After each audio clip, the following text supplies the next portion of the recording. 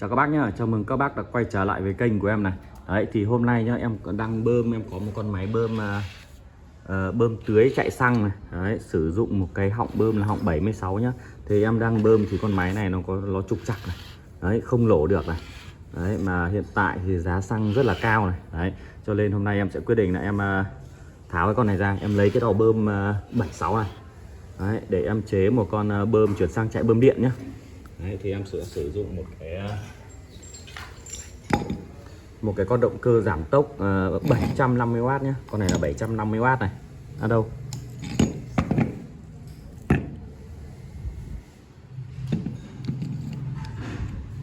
Đây, con này là 48V này, 1000W. Đấy, con này là con động cơ 1000W nhé. Thì em sẽ dùng con động cơ 1000W này để em chế một con máy bơm này nhé.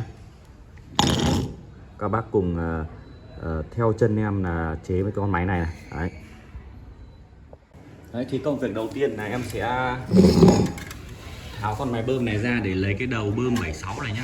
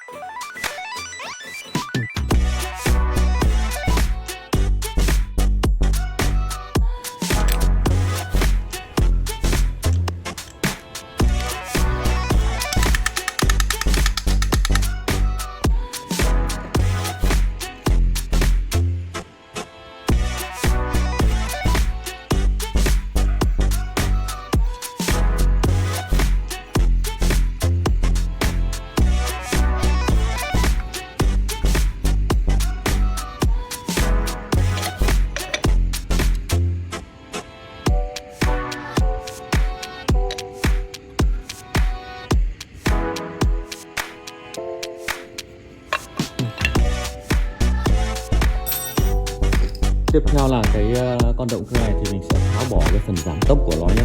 Đấy, vì máy bơm nước cần tốc nhanh này.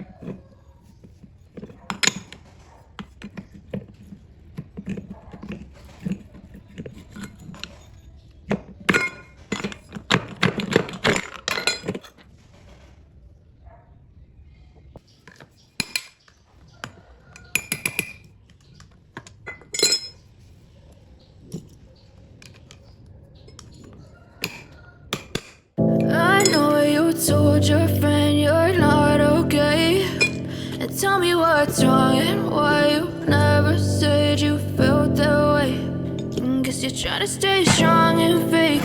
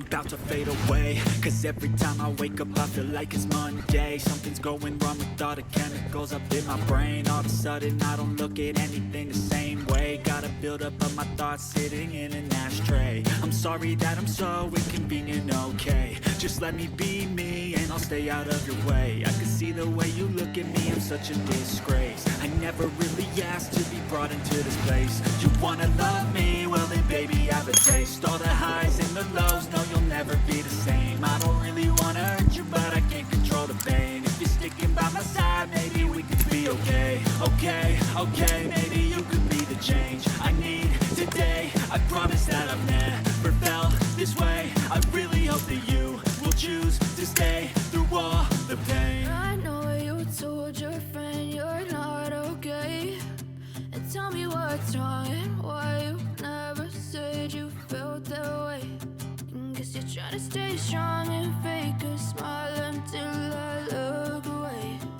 But I've known you too long, it hurts to watch your blue eyes fade to gray as you fade away. As you fade away. As you fade away.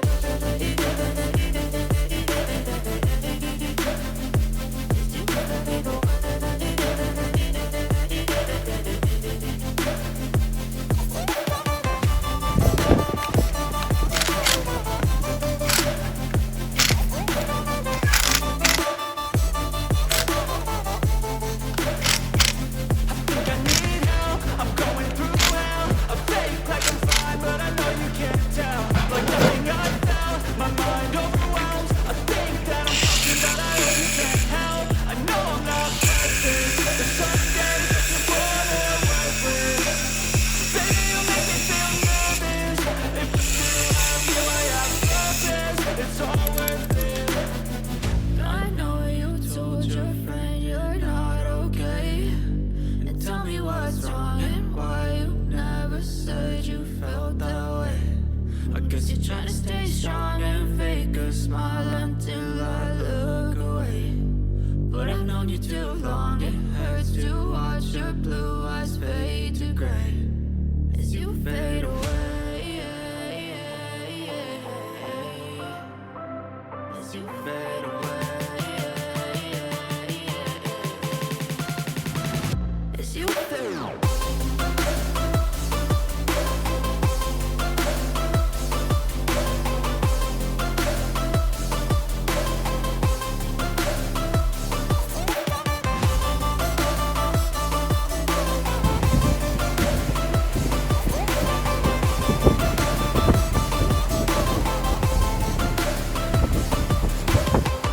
I know you told your friend you're not okay, and tell me what's wrong and why you never said you felt that way.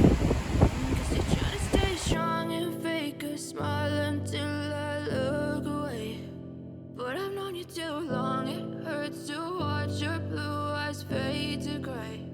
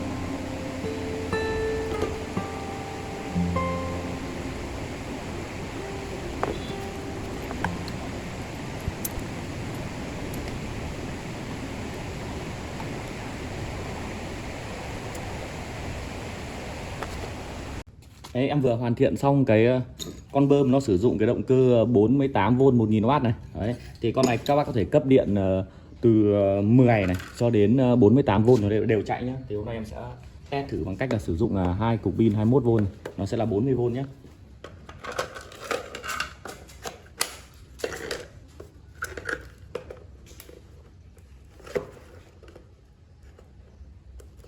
Chặt quá, sẽ đau chặt quá.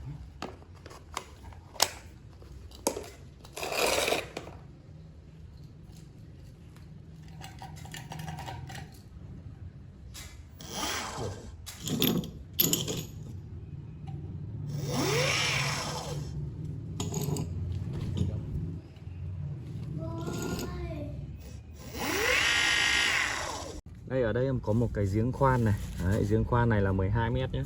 Đấy, thì em sẽ test cái con máy này. Đây là con máy này, con máy hút 76 này. Còn đây là con IC em đã hàn thêm cái chiết áp này.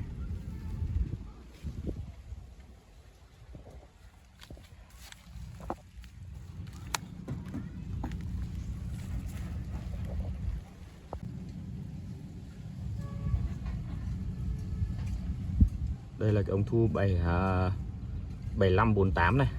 Thu 75, 76 về 48 nhé.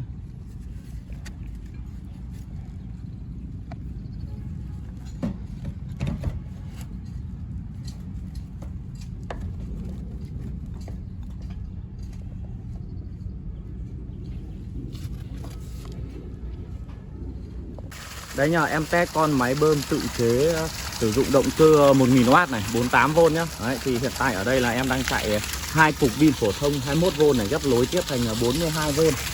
Đấy, thì đây em đang cho ga nhỏ này. Đấy. Đây là con IC nhá, em có thể chỉnh ga to nhỏ này. Đấy.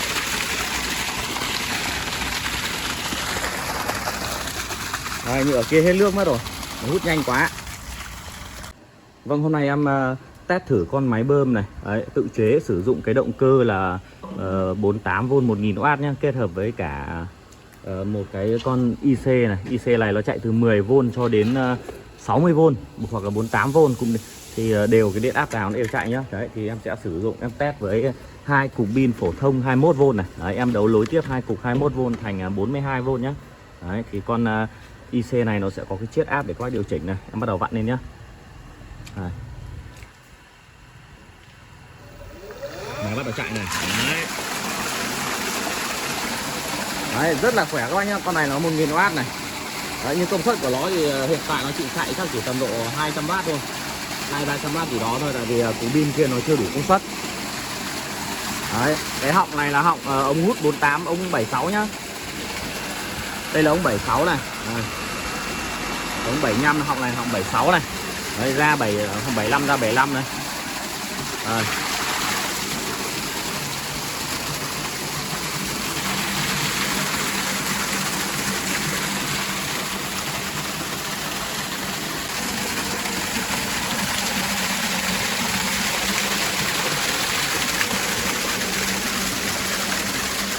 Em test con máy bơm tự chế sử dụng pin phổ thông 21V này. Đấy, động cơ là động cơ 1000W nhá. Đấy, còn kia là hai cục pin này. Một con IC điều tốc, con này có thể chạy được điện áp từ 12V đến 48V đều chạy. Đấy, thì em đang chạy với điện áp là hai cục là 21V là 42V. Đấy, chạy rất khỏe các bạn nhá.